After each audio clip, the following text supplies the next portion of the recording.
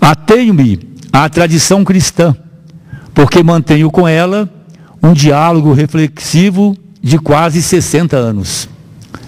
Com Deus ou sem Deus, não é difícil constatar que vivemos tempos de inquietude, tempos de travessia, tempos em que a pergunta se pergunta e que a filosofia duvida de si mesma. Jean Ladrillère bem captou os desafios que se colocam à democracia e tocou um ponto que incide direto na realidade política do Brasil. O funcionamento mesmo das instituições democráticas conduziu a efeitos inesperados, contrários ao espírito da democracia. Assim, em países onde há uma multiplicidade de partidos políticos e nos quais o governo é quase necessariamente estabelecido com base numa coalizão, o sistema político tende a derivar ao que chamam partidocracia. Isso mostra que a ideia de democracia não é perfeitamente clara, que ela permanece aberta como uma questão, e que na realidade política a democracia precisa sempre ser inventada. Pode-se dizer que a democracia é antes uma tarefa do que um estado de coisas. Ladrillère, depois de chamar a atenção para a deterioração progressiva do meio ambiente e a destruição das culturas tradicionais, aponta para os limites da ação política, que é fundamental no processo democrático. A ação política, mais que qualquer outra, é o lugar das desilusões. Há uma consciência aguda dos desequilíbrios mundiais e das injustiças, mas ao mesmo tempo um sentimento de impotência diante da inércia dos mecanismos e da imensidão das tarefas. Nesse contexto de carências e perguntas, a democracia no Estado laico busca conteúdos e objetivos, diria mesmo uma inspiração, que a faça motivar as pessoas, tirá-las da sua vida privada, dos seus negócios, ganhos e interesses particulares. Podemos perguntar, voltando a Jean Ladrillère, se a democracia não está à espera de sua alma? A palavra alma aqui alcança um sentido mais alargado do espírito que anima a vida. Não uma dimensão estática, religiosa, dissociada acima das condições materiais. Herbert Marcuse, insuspeito de qualquer inclinação religiosa, fala nesse sentido da palavra alma no seu livro Ideologia da Sociedade Industrial. Eric Weil, filósofo absolutamente secular, em sua filosofia política, apresenta o Estado como imprescindível espaço civilizatório no qual os humanos confrontam, entre outros males, a violência, essa incômoda e perversa companheira da aventura humana. Talvez a expressão mais forte e visível do mal radical de que fala Kant. Ou seja, nós estamos confrontados com a questão do mal. Existe, efetivamente, como queria Jacques Maritain, uma seiva evangélica que, entre outras seivas, alimenta o ideal democrático? Existem, a meu ver, valores evangélicos que são universais e que trazem consistência e substância à prática e à reflexão políticas. Nos textos evangélicos, encontramos vigorosas referências ao valor fundamental e nucleador da paz. O exercício do poder recebe uma radical inversão e é posto como serviço. Quem quiser ser o maior, que seja o menor e o servo de todos. O amor ao próximo, o perdão das ofensas, a compaixão em face dos pobres e de todas as formas de sofrimento e discriminação. A atenção especial aos excluídos, pobres, mulheres, crianças, doentes, e tantos outros cuidados e denúncias das mais diversas formas de opressão estão presentes nos ensinamentos de Jesus. Acresce ainda que nos evangelhos encontramos uma notável coerência entre as palavras e a vida, entre as palavras e o testemunho existencial. A visão iluminista bateu nos seus limites. Não voamos nas asas de um progresso constante. Desnecessário sequenciar a lista de horrores que vivemos desde que há quase 100 anos explodiu, sem prévio anúncio, a Primeira Guerra Mundial. A crise bate mais uma vez no coração do sistema capitalista. Mais do que uma gravíssima crise econômica, temos as crises social, ambiental, política, temos a crise ética de valores. Nessa linha, e sobretudo na linha da crise de valores, de projetos, de esperança, nós vivemos um desafio profundo. Dizer que vivemos um período de crise virou um lugar comum. Mas na ausência de expressões e palavras novas, que expressem melhor as realidades emergentes, devemos aprofundar humildemente a nossa compreensão do lugar comum. Afinal, recordando a esplêndida música de Chico Buarque, que anunciou o fim da ditadura, se estão falando alto nos botecos, se gritam nos mercados, é que com certeza alguma coisa importante está acontecendo ou em vias de acontecer. É hora de afinar e sintonizar os sentidos, os corações, as dimensões mais recônditas do ser individual e do ser coletivo, para compreender os novos ruídos, as novas formas de manifestação e trazê-las para o espaço da política, que é o espaço da construção dos consensos, das sínteses, espaço da construção da paz e da vida. A política vai além da gestão e da boa administração pública, por mais importantes e necessárias que sejam. Vai além das obras e dos serviços públicos que asseguram a todos, ou devem assegurar a todos, o direito à vida boa e razoável, à felicidade possível. A política deve tocar, deixa eu ver aqui, vou bater certinho com 5 minutos. A política deve tocar as cordas mais íntimas dos corações, das consciências, dos corpos, das almas, e despertá-las, trazê-las para o exercício cotidiano dos direitos e deveres políticos, da nacionalidade, da cidadania, dos grandes temas da condição humana. Em desenvolver nas pessoas e na sociedade as dimensões individual e comunitária. Em suma, a política, vale dizer o Estado, deve contribuir para que as pessoas sejam melhores do ponto de vista pessoal e da consciência comunitária.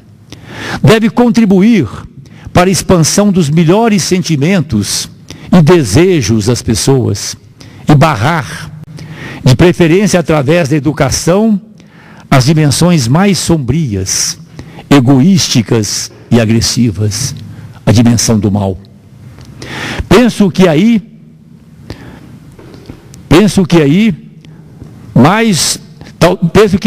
é inevitável, para a realização do ideal democrático, a confluência entre a política, como construção secular, e os grandes valores éticos, muitos deles vinculados ao que há de melhor nas tradições religiosas, e especificamente, pelas razões mencionadas, a tradição cristã.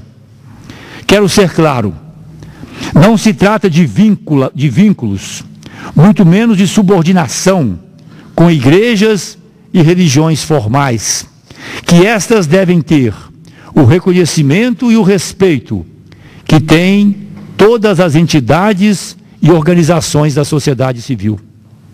Trata-se de reconhecer que, assim como a filosofia e as ciências conquistaram o seu lugar, a política pressupõe a ética.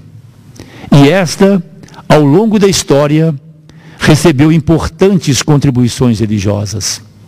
No caso do cristianismo, vale a frase surpreendente, atribuída ao grande humanista, Prêmio Nobel da Paz, Albert Schweitzer: perdi a fé.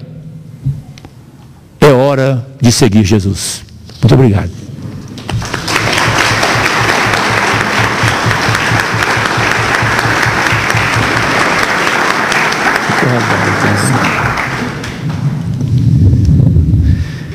Eu vou passar a palavra ao professor Vladimir Safatli, mas eu cometi um lapso na apresentação da mesa, esqueci de dizer qual que é o tema, né?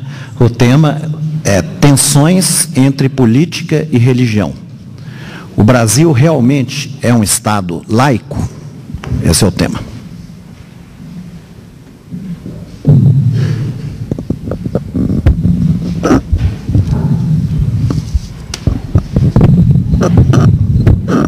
Dos dois? Ah, tá. Ok, então, inicialmente eu gostaria de agradecer, de maneira mais profunda possível, esse convite que me foi feito para participar, primeiro, de um debate que eu acho da mais alta importância, e um debate que deve ser feito com toda a serenidade, né, que é o problema das relações entre política e religião no interior da compreensão do conceito de laicidade. E segundo, também, esse convite me foi bastante caro, no sentido de alguma coisa que me deixou extremamente tocado, por se tratar da faculdade jesuíta. Ou seja, eu vim de uma tradição da filosofia hegeliana e nós aprendemos, já desde quando eu era estudante de graduação, a ter uma grande admiração por um dos antigos professores dessa faculdade, o padre Vaz, né? Então, que de fato foi uma grande influência para todos nós, né? E um exemplo extremamente importante de abertura e de inteligência no interior da Universidade Brasileira, né? Então, estar aqui nesse espaço, para mim, como volto a insistir, um motivo de muita honra, né? Por outro lado, eu entendo que se o convite, se vocês me convidaram, na verdade, era para que nós pudéssemos ter uma discussão franca sobre posições que eu imagino que para alguns serão posições antagônicas, né? No que diz respeito, pelo menos, às minhas posições, né? Quer dizer, sobre o problema da laicidade eu pude me manifestar em alguns momentos no interior da grande imprensa, né? Então, acredito que talvez alguns de vocês conheçam algumas das minhas posições. Eu gostaria, então, de aproveitar esse momento muito especial para sistematizá-las, né? E para expô-las da maneira mais clara possível, né? Eu gostaria de iniciar afirmando que, a meu ver, há um equívoco que tem se apresentado ultimamente a respeito do problema da laicidade. E eu diria que o equívoco vem do fato de que, ao meu ver, trata-se de nós defendermos a existência de um Estado laico e não de uma sociedade laica, né? Ou seja, laicidade é um atributo do Estado e nunca deve ser um atributo da sociedade. Em relação à sociedade, à religiosidade da sociedade ou às religiosidades da sociedade, o Estado só pode ser indiferente. Indiferente no sentido, ou seja, isso não lhe concerne. Então, sobre isso, o Estado não legisla, né? Ou seja, o Estado não deve, em hipótese alguma, a meu ver, legislar sobre a religiosidade da sociedade. Isso me parece uma questão importante, principalmente num momento como o nosso, momento atual, onde nós vemos, por exemplo, tentativas do Estado legislar sobre a religiosidade da sociedade. Tentativas equivocadas, né? Tentativas que com certeza devem ser lidas sob o signo do desrespeito em relação à religiosidade de certos setores da população. Por exemplo, eu poderia trazer para vocês alguns exemplos que me parecem bastante evidentes nesse sentido. Por exemplo, a interminável querela que acomete certos países europeus a respeito da interdição de signos de pertencimento à religião islâmica, como o véu e niqab, todas as outras indumentárias. Bem, me parece bastante sintomático que alguns argumentos sejam utilizados de maneira completamente, eu diria mesmo, desonesto, né? Trata-se, em grande medida, as leis dessa natureza passaram pelas Assembleias Nacionais com o argumento central de que se tratava, então, de defender certos setores, como setores ligados às mulheres, né, contra signos que seriam signos de opressão, né? Então, essas indumentárias fariam parte dos signos de opressão. Agora, eu diria o seguinte: não cabe ao Estado definir quais são os signos de opressão ou não, né? Porque se você tem parcelas da população para a qual indumentários dessa natureza não são signos de opressão, mas são signos de pertencimento a algum tipo de fé, são signos de pertencimento a algum tipo de tradição, ou são signos a respeito das quais eles não são vivenciados pessoalmente como opressão, então a opressão vem do Estado nesse caso, né? Quer dizer, na verdade, seria muito mais honesto, caso o Estado se preocupasse realmente com a opressão que certos cidadãos sentem por usar certas indumentárias, que fossem leis genéricas. Por exemplo, nenhum cidadão pode ser obrigado a usar algum tipo de roupa que ele se sinta como opressivo. No entanto, a lei todas as leis são bastante claras no sentido da estigmatização de uma certa parcela de certas minorias religiosas, né? Então, isso me parece um equívoco muito grave, porque trata-se de você tentar construir uma sociedade laica, e não é tarefa do Estado, né, legislar sobre isso, ou se preocupar, afinal de contas, com a religiosidade ou não da vida social, né? Por outro lado, eu lembraria que, na verdade, trata-se de dizer que o que deve ser laico é o ordenamento jurídico que organiza o funcionamento do Estado, e não os hábitos ou os costumes da vida social, né? Vejam, o Estado laico, ele não é um Estado que ignora a base religiosa dos seus conceitos políticos. Então, eu gostaria de insistir, afinal de contas, o que se deve entender, afinal de contas, por essa ideia bastante polêmica, um Estado laico, né? Bem, acho que o professor Patrus Ananias lembrou muito bem, através, por exemplo, desse magnífico estudo do George Agamben, O Reino e a Glória, como é uma querela vã querer acreditar que conceitos fundamentais da nossa vida política não têm uma base religiosa, né? Nosso conceito de soberania é incompreensível sem a remissão a todas as querelas que vêm da teologia medieval a respeito do poder soberano, né? Nosso conceito de governo e de economia é incompreensível também se nós não nos remetermos a tais querelas. Nosso conceito que eu diria um dos conceitos maiores, né, daquilo que nós deveríamos entender como direitos humanos. Eu lembraria para vocês que a primeira declaração dos direitos humanos, essa que aparece no cerne da Revolução Francesa, certo? A Declaração dos Direitos Humanos do Cidadão, certo? Lembrava que existem 4 direitos humanos fundamentais. Primeiro, direito à segurança. Segundo, direito à propriedade. Terceiro, direito à liberdade. E o quarto, direito à resistência. Esse direito à resistência, por sinal, ele desaparece na Declaração dos Direitos Humanos de 1948, das Nações Unidas, certo? Na verdade, ela recebe uma enunciação tangencial. Tangencial, mais ou menos, no seguinte sentido: bem, caso esses direitos que vão agora ser... A declaração ela diz mais ou menos da seguinte maneira: caso esses direitos que agora vão ser expostos não sejam cumpridos, então é possível arguir sobre a resistência, né? Agora, o que eu acho interessante é que, veja, o direito de resistência é um elemento fundamental na compreensão da política moderna. Ou seja, não há política moderna sem o uso dessa noção. Bem, é uma invenção da teologia protestante.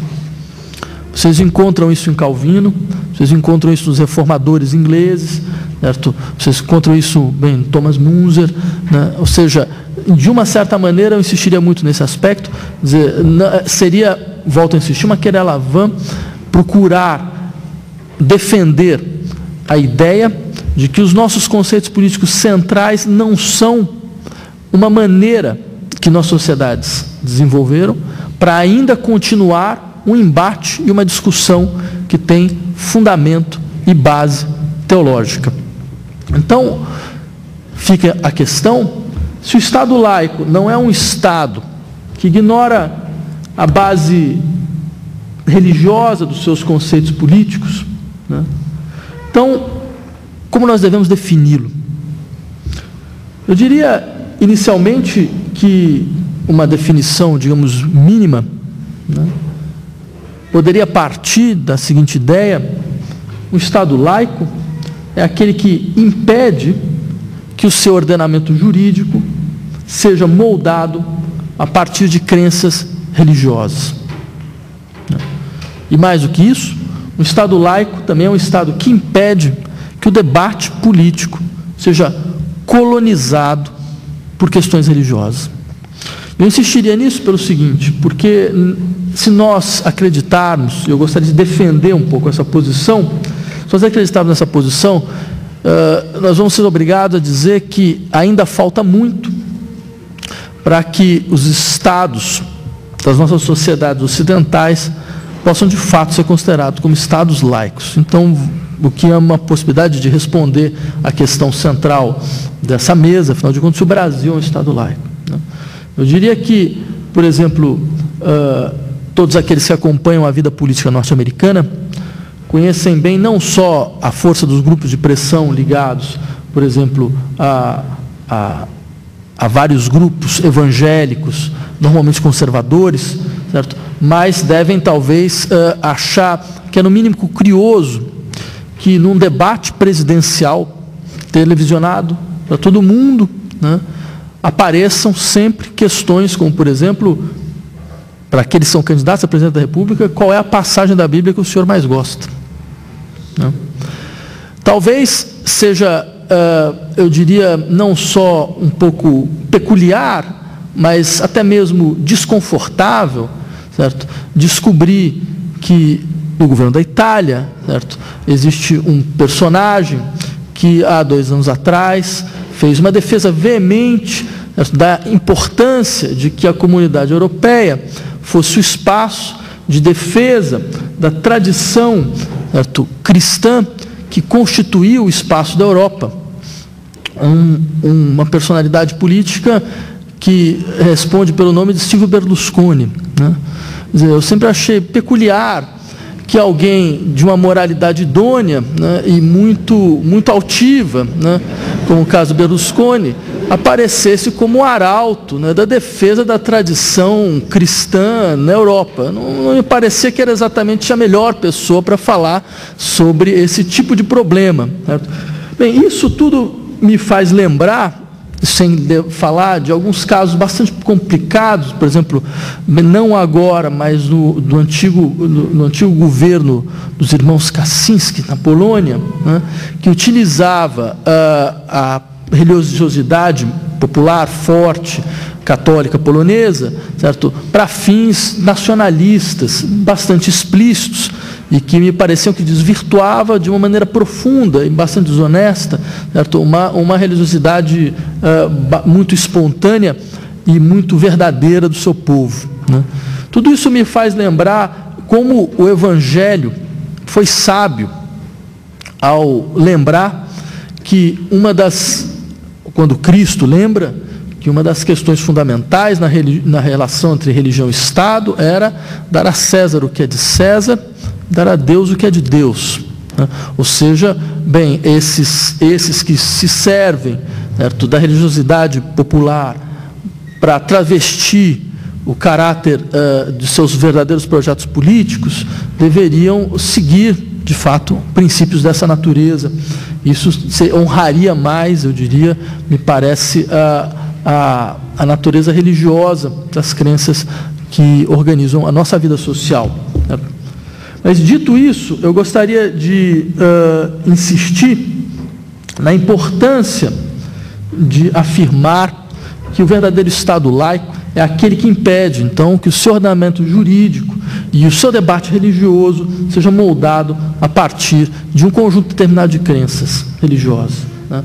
O professor Patrus Ananias lembrou aqui de um momento, a meu ver, bastante infeliz, né, da última campanha presidencial no Brasil, onde o problema do aborto, que é um problema que deve ser tratado com toda serenidade, né, e com todo o tempo necessário para que a sociedade ela pense a esse respeito, né, se transformou em moeda de acusação, né, no sentido de que, bem, tratava-se então de utilizar da maneira mais aviltante possível, né, uma questão que eu diria, que lembraria a vocês, que divide inclusive os próprios cristãos, né?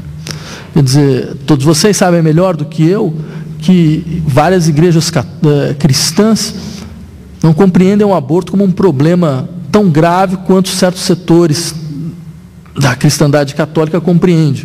Lembraria, por exemplo, da maneira com que os anglicanos, né, compreendem de uma forma, digamos, desproblematizada a questão do aborto, ou mesmo como algumas igrejas protestantes tradicionais, que mesmo que são contrárias ao aborto, elas não transformam isso em uma questão maior, né?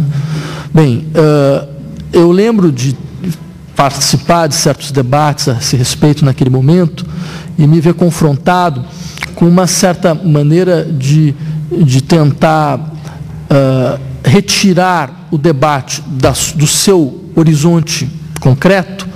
O horizonte concreto do debate é um horizonte onde, e eu acho que não há nenhum problema em defini-lo dessa maneira, onde existe uma discussão sobre o conceito de vida, que é um conceito problemático, não é um conceito, eu diria, veja, não é um conceito para o qual não converge uma série de perspectivas contrárias, pelo simples fato de se trata, na verdade, não exatamente de um conceito, pelo menos no interior desse debate, se trata de um conceito ético. Resultado produzido, ou seja, e diferenciado em cada sistema filosófico, em cada sistema religioso. Agora, muitas vezes essa dimensão, que é de fato a dimensão ética do conceito, né, e que deve ser a dimensão a ser discutida, né, ela era escamoteada, dizendo que não, mas veja, não há discussão a respeito do conceito de vida, porque nós defendemos um conceito científico, a vida aparece a partir de determinado momento, blá, blá, blá. O que era uma maneira totalmente equivocada de colocar a questão, porque, eu lembraria a vocês, bem, se há um conceito científico de vida, ele pressupõe dois atributos fundamentais: atividade cerebral, certo? E autonomia biológica, né? E, a princípio, bem, o feto não entra nessa categoria, né? Simplesmente para dizer, trata-se talvez de colocar a discussão nas suas verdadeiras bases. Nós estamos diante de uma discussão sobre definições éticas de vida. E se nós admitíssemos isso, eu tenho certeza que a discussão seria extremamente mais rica e mais importante para a vida social, né? Bem, por outro lado, eu insistiria num segundo aspecto que me parece muito, muito sério sobre o problema do Estado laico, e aí há um cruzamento extremamente interessante com a tradição cristã, que é mais ou menos o seguinte: o Estado laico, ele é o Estado que é capaz de gerir seus conflitos, os conflitos da vida social, capaz de mediar os conflitos da vida social a partir de certos valores republicanos, como a igualdade, como a solidariedade e como a autonomia. Valores esses que pressupõem também um valor fundamental, que é o valor da universalidade, né? Por que eu digo que essa talvez seja uma abertura interessante para se discutir a relação para se mostrar quão complexa é a relação entre política e religião, né? Porque se por um lado, em várias intervenções de certos grupos religiosos, no interior do debate político, certo? Eu insistiria nesse aspecto. Esse princípio é quebrado, o princípio da igualdade, por exemplo, é quebrado, certo? Por outro lado, nós aprendemos a importância desse princípio graças às epístolas paulinas. Nós aprendemos a importância da universalidade graças ao apóstolo Paulo, né? Quando ele afirma, bem, a palavra que eu trago, ela é uma palavra que não reconhece nem judeus nem gentios, ela reconhece o homem na sua universalidade, né? Quer dizer, essa que me parece uma das características fundamentais e inovadoras da experiência cristã. Ela é um norteador central, vejam só vocês, eu diria, do fundamento da laicidade do Estado. Agora, por que eu afirmo que em várias situações me parece que o princípio da igualdade é quebrado através da intervenção de certos grupos religiosos no campo da vida social? Eu posso dar um exemplo, que eu sei que é um exemplo polêmico, mas me parece um exemplo a respeito do qual, bem, nós nos confrontamos com ele há meses atrás, aqui no Brasil, certo? E, de qualquer maneira, me parece que é um exemplo que nos faz pensar bastante, né? Que é o problema do casamento entre homossexuais, né? Já eu mesmo fiz algumas declarações no sentido simplesmente de lembrar o seguinte aspecto: a República é igualitária.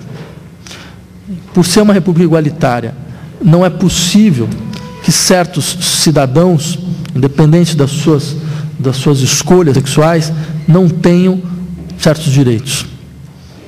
Se a República é igualitária, o igualitarismo deve ser absolutamente radical.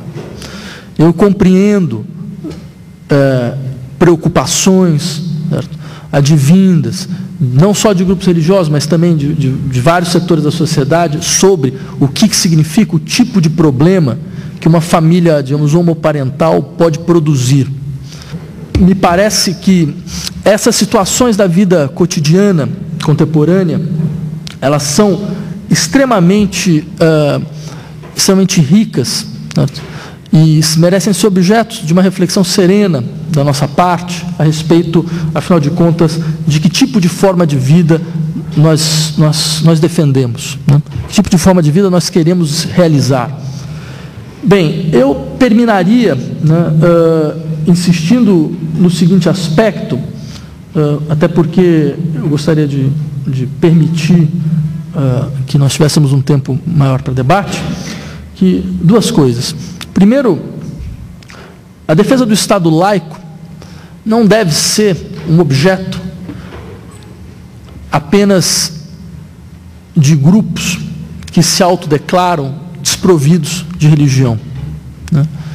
Eu lembraria para todos que a defesa do Estado laico é o dispositivo central para a defesa da vida religiosa, porque o Estado laico é o único espaço onde a vida religiosa, em sua pluralidade, em sua dinâmica interna, pode ser preservada. O Estado laico, ele é o Estado que permite que as minorias religiosas não sejam massacradas pela maioria,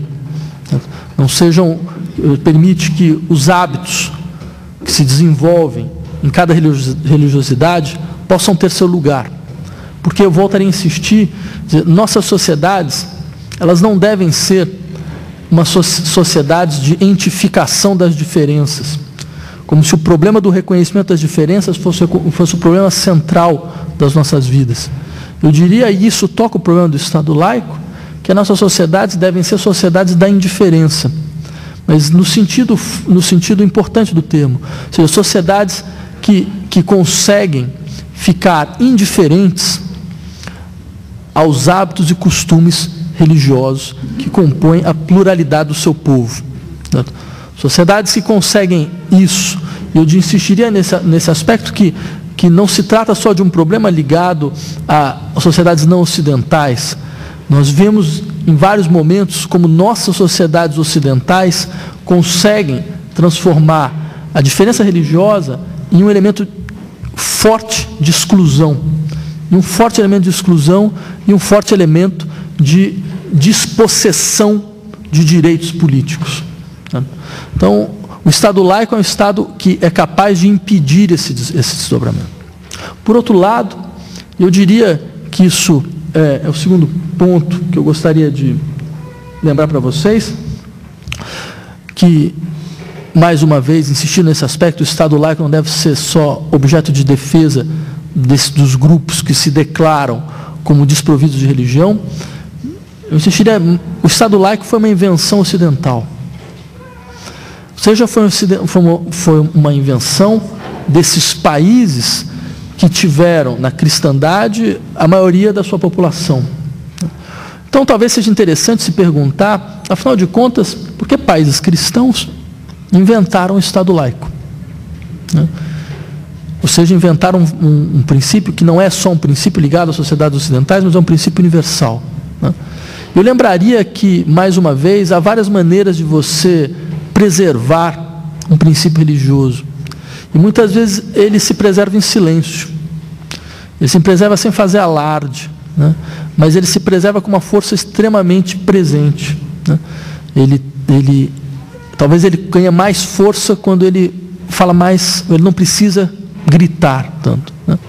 Eu lembraria que uma hipótese possível seria insistir como o princípio universalista, próprio ao cristianismo. O princípio universalista, eu lembraria para vocês de um belíssimo livro sobre o apóstolo Paulo, exatamente a esse respeito. Chama Paulo, a construção do universal. De um professor de filosofia, de um filósofo francês chamado Alain Badiou. Eu insistiria muito nesse princípio porque talvez foi graças a essa característica maior do amor cristão, que é essa sua incondicionalidade, que é essa sua capacidade de indiferenciar todo e qualquer sujeito, ou seja, essa capacidade de se colocar numa indiferença em relação à particularidade de todo e qualquer sujeito e acolher todos. Sem isso, o Estado laico nunca teria aparecido. Na verdade, o Estado laico é a realização mais bem acabada dessa ideia. Eu diria que é uma maneira astuta de uma ideia fundamental do cristianismo se preservar sem ter que a todo momento dizer seu nome. Então, por isso, a defesa do Estado laico, ela não é uma defesa só, volto a insistir, daqueles que se autodenominam ateus, mas ela é uma defesa daqueles que querem preservar alguns dos elementos fundamentais que foram desenvolvidos no interior dessa tradição que nos formou a todos, que é a tradição do cristianismo, com todas as suas vertentes, com todas as suas contradições, com todos os seus conflitos. Bem, era isso. Muito obrigado.